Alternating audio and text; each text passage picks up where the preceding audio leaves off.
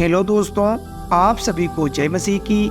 Subscribe करें मेरा यीशु channel को, ताकि हम आपके लिए, आपके घर वालों के लिए, आपके बाल बच्चों की सलामती के लिए सुबह और शाम की प्रार्थना कर सकें, ताकि परमेश्वर आपके जीवन में चिन्ह और चमत्कार कर सके। खुदावन आपको आशीष व बरकत दे सके। हे पिता परमेश्वर, हम सब मसीह भाई बहन इस सुंदर सी सुबह की प्रार्थना में आपका बहुत बहुत धन्यवाद करते हैं कि परमेश्वर ने जो हमको सुबह से लेकर शाम तक सुरक्षित रखा, इसके लिए हम पिता परमेश्वर आपका बहुत बहुत धन्यवाद करते हैं। और परमेश्वर ने जो हमें जीवन और श्वास दिया है, हमारे घर, हमारे बच्चे सभी को परमेश्वर ने सुरक्षित रखा है। हमारे काम काजों में हमें आशीष व बरकत दी है।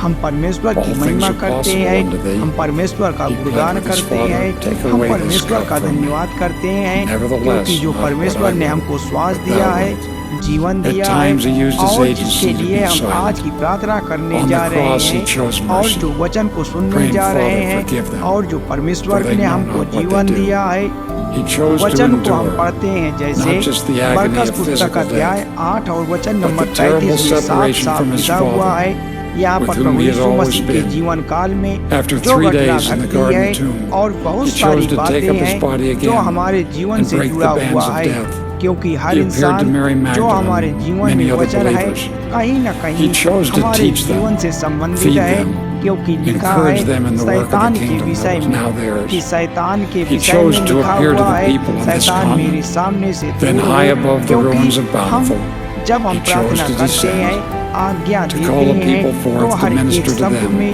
हम इन शब्दों का इस्तेमाल करते हैं कि ये शैतान मेरे सामने से दूर हो, क्योंकि तू परमेश्वर की बातों को नहीं मानता है, मनुष्य की बातों को पर मन लगाता है, या परमेश्वर का वचन कहता है। और बहुत सारी बातें हैं जो हमारे जीवन में बहुत जरूरी है, क्योंकि परमेश्वर ने हमें जीवन में बहुत सारी चीजों का सामर्थ्य दिया है।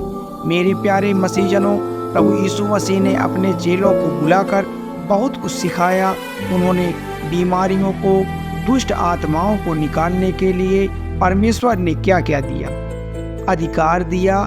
इसी प्रकार प्रभु यीशु मसीह ने आज हमें अधिकार दिया है। जैसे वह अपने 12 चेलों को प्रभु यीशु मसीह ने बुला करके सबको दुष्ट आत्माओं को, बीमारियों को, गंदी आत्माओं को निकालने का सामर्थ्य और अधिकार दिया था।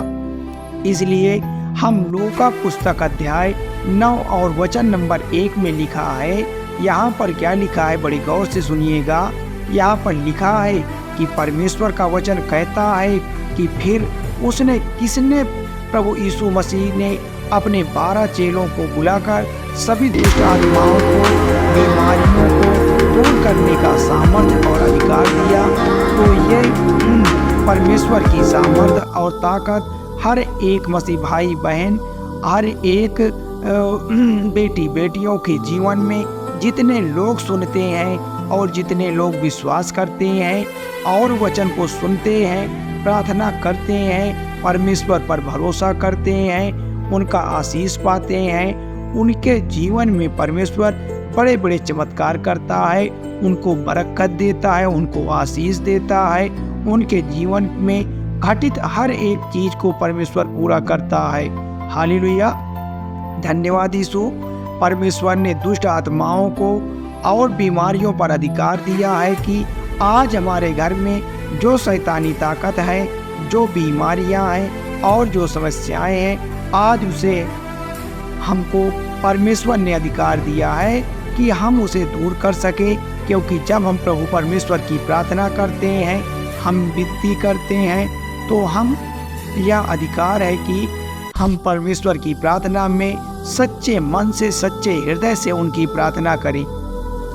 तो हम अधिकार का तथा मतलब हक और कह सकते हैं कि शैतान, दुष्ट, गंदी आत्मा, बीमारी या मेरे शरीर में जो कुछ भी है, मेरे परिवार में, मेरे बेटी बेटियां और या मेरे परिवार में किसी भी सदस्य के साथ जो कुछ भी है, वह दूर हो जा। क्योंकि परमेश्वर ने हमेशा मार्ग दिया है प्रभु यीशु मसीह ने हमें सामर्थ्य दिया है, इसलिए आज हमारे जीवन में परमेश्वर का काम बहुत तेजी से हो रहा है। परमेश्वर के वचन बहुत सारे हैं और परमेश्वर का वचन कहता है, परमेश्वर प्रभु यीशु मसीह ने कहा है, मत्ती अध्याय 10 वचन संख्या 1 में लिखा हुआ है, उसने शुद्ध अशुद्ध आत्माओं पर अधिकार दिया कि सभी प्रकार की बीमारियों को, सभी प्रकार की दुर्बलताओं को वह दूर करे। लेकिन ऐसा नहीं हो सकता क्योंकि उनका विश्वास कमजोर था। जैसे हम आज प्रार्थना करते हैं, उनसे विनती करते हैं, बहुत सारी चीज़ें हैं आज के दौरान ठीक करने की कोशिश करते हैं, कभी कभी हमारी प्रार्थनाओं को परमेश्वर नहीं सुनता है। यह बात को आप गौर करिएगा, हमारे जीवन से बीमारियां या दुर्बलताएं हमारे जीवन से नहीं निकलती हैं, लेकिन परमेश्वर ने हमें बहुत सारे अधिकार दिए हैं। हमें उन अधिकारों को नहीं भूलना है और जब हम प्रार्थना करते हैं, विनती करते हैं, हमें यह याद रखना है कि परमेश्वर का वचन क्या कहता है। इसलिए हमें याद रखना है कि परमेश्वर के अधीन होना है। यदि जब हम परमेश्वर के अधीन नहीं होंगे तो जैसे हम पढ़ सकते हैं, यहूद के अध्याय 4 और वचन संख्या 7 में लिखा है, यहाँ परमेश्वर का वचन कहता है कि परमेश्वर के अधीन हो जाओ और शैतान का सामना करो, इससे शैतान भाग जाएगा। प्रभु यीशु मसीह का हमें वचन याद रखना है कि जब तक हम परमेश्वर के अधीन नहीं होंगे तब तक हम अपने जीवन को शैतानों से अलग नहीं कर सकते हैं, क्योंकि शैतान कहीं ज़्यादा इंसानों से पावरफुल होता है। इसलिए क्योंकि वह एक आत्मा है, क्या वह एक आत्मा है और परमेश्वर का वचन और सामर्थ जो परमेश्वर ने हमें दिया, एक आत्मा भी दिया और एक शरीर भी दिया। इसलिए हमारी आत्मा में कई प्रकार के चोट नहीं हो सकते हैं। हमारे शरीर में चोट तो हो सकते हैं, लेकिन आत्मा में चोट नहीं हो सकते हैं। इसलिए परमेश्वर के वचनों का पालन करिए, परमेश्वर की प्रार्थना का विश्वास करिए, उन पर भरोसा करिए, क्योंकि परमेश्वर हमारा रखवाला है, परमेश्वर ही हमारा सहारा है। हम ऐसे महान पिता परमेश्वर की हम प्रार्थना करते हैं, वही हमारे दिन, हमारी रात, हमारा जीना, हमारा मरना, सारी चीज़ें परमेश्वर के हाथ में है। परमेश्वर जिस प्रकार से हमको पालता है, हम ऐसे महान पिता परमेश्वर का धन्यवाद करते हैं। वह हमारे घर परिवार की जितने भी शैतानी दुष्ट आत्माएं हैं, जितनी भी मुसीबतें हैं, जितनी भी परेशानियां हैं, सबको दूर करता है। हमारा परमेश्वर हमको नई उम्मीद देता है, हमारे जीवन को सफल बनाता है, हमें आशीष व बरकत देता है। धन्यवाद पिता परमेश्वर, धन्यवाद यीशु, आमीन।